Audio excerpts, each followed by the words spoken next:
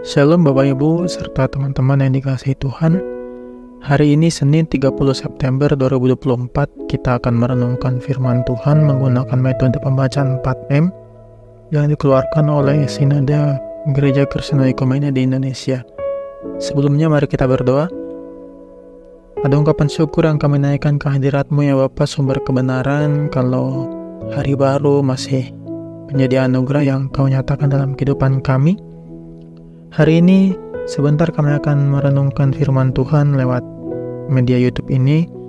Kiranya Tuhan memberi kami hikmat dan pengertian dari tempat kami masing-masing mendengarkan, agar ketika kami mendengar dan merenungkan bagian firman hari ini, kami dapat memahami isi hati Tuhan di dalamnya. Demi Kristus Yesus kami berdoa, amin. Hari ini saya Pendeta Radut Simanjuntak, Pembala Sidang GKI Sulagracia Sorong, akan menghantar kita sekalian untuk membaca dan merenungkan firman Tuhan hari ini. Firman Tuhan hari ini diambil dari Mazmur 124 ayat yang pertama. Saya akan bacakan dalam terjemahan baru Alkitab yang lama. Demikian firman Tuhan. Nyanyian ziarah Daud. Jikalau bukan Tuhan yang memihak kepada kita, biarlah Israel berkata demikian. Demikian firman Tuhan. Tema perenungan firman hari ini adalah Tuhan di pihak kita.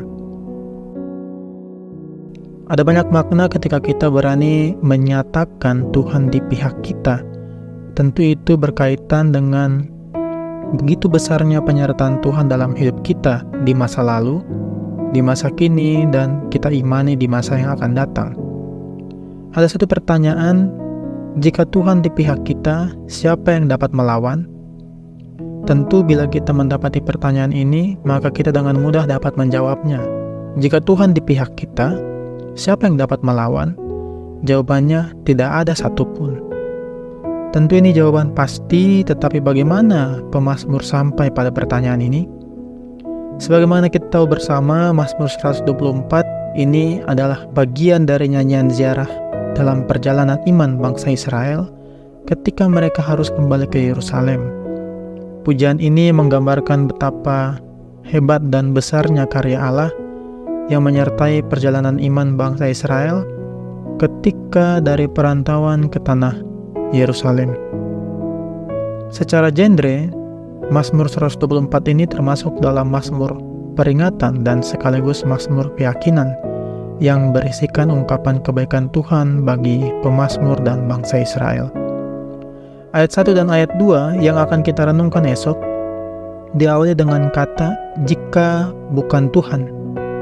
Kata ini bukan hanya berisi pengakuan, melainkan sebuah kata yang menjelaskan bahwa sebagai manusia, umat Tuhan, kita tidak dapat lepas dari jebakan musuh atau ujian iblis.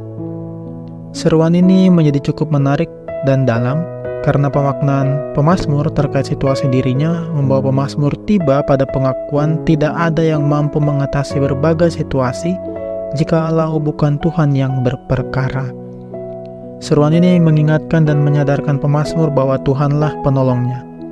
Untuk itu seruan ini menjadi syukur pemazmur bahwa di masa lalu Tuhan sudah menolong dan menyelamatkan dirinya, maka pertolongan yang sama akan dirasakan pemazmur di masa yang akan datang. Kemudian seruan jika bukan Tuhan juga menunjukkan kepada kita bahwa kualitas iman kepada Allah. Seruan ini menghantar pemazmur pada imannya yang menghantar pada keyakinan apabila imannya kepada Allah akan membawa kebaikan sekalipun sedang ada dalam penderitaan. Untuk itu, seruan ini bukan hanya sebuah seruan semata, melainkan sebuah keyakinan iman dan tindakan pemazmur untuk selalu melihat sejarah hidupnya dalam masa kesesakan dan melihat tangan Tuhan yang sudah bekerja dalam sepanjang perjalanan hidupnya. Pemazmur mengingat saat ia bisa keluar dari gigi musuh, dari banjir yang mungkin melanda, dari jerat yang dipasang oleh musuh, perjalanan peziarahan bangsa Israel, itu semuanya dapat dilalui oleh pemazmur karena pemazmur meyakini pertolongan Tuhan nyata dalam kehidupannya. Untuk itu, renungan kita hari ini mengajak kita sebagai umat untuk memiliki kesadaran bahwa Tuhan pasti ada di pihak kita, umatnya. Baik bangsa Israel pada saat itu, juga bagi setiap kita, Bapak Ibu, teman-teman yang merenungkan firman Tuhan dan mendengarkannya hari ini. Sebagai umat yang menerima kebaikan Tuhan, marilah kita menyatakan iman kita dengan sungguh dan berserah kepada Allah. Seperti pemazmur yang ketika menghadapi tekanan, himpitan, bahkan ancaman dari musuhnya, ia berani berkata, Tuhan pasti menyertai kita. Maka pengakuan yang sama juga marilah kita serukan, bahwa tekanan, himpitan, ancaman juga pasti akan ada menghampiri hidup kita, tetapi marilah kita berserah penuh atas penyertaan dan kebaikan Tuhan yang akan terus kita rasakan dalam kehidupan kita. Untuk itu, pelajaran apa yang bisa dapat kita petik dari pengajaran renungan di hari ini? Marilah kita mensyukuri keterlibatan Tuhan. Renungan kita hari ini mengingatkan kita bahwa seluruh perjalanan hidup kita sampai dengan hari ini adalah karena karya Tuhan bagi kita. Maka marilah kita mensyukuri kehidupan dan keberadaan diri kita di masa lalu, di masa kini, dan di masa yang akan datang. Karena dalam berbagai situasi hidup kita, Tuhan pasti akan menolong dan memegang tangan kita. Demikianlah renungan kita di hari ini. Marilah kita berdoa. Seperti benih yang ditabur di tanah yang subur, ya Allah Bapa, yang menumbuhkan tunas-tunas baru di ladangnya, seperti itu jugalah firman yang bersama kami dengar dan kami renungkan di hari ini.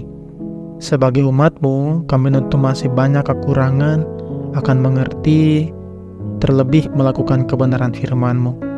Kiranya Allah senantiasa memampukan kami, sehingga kami tidak hanya mampu membaca dan merenungkan firman ini, melainkan juga kami dimampukan untuk melakukan firman itu dalam seluruh perjalanan kehidupan serta pelayanan kami. Demi Kristus Yesus kami berdoa, haleluya, amin. Demikian renungan kita di hari ini. Tuhan Yesus memberkati kita sekalian.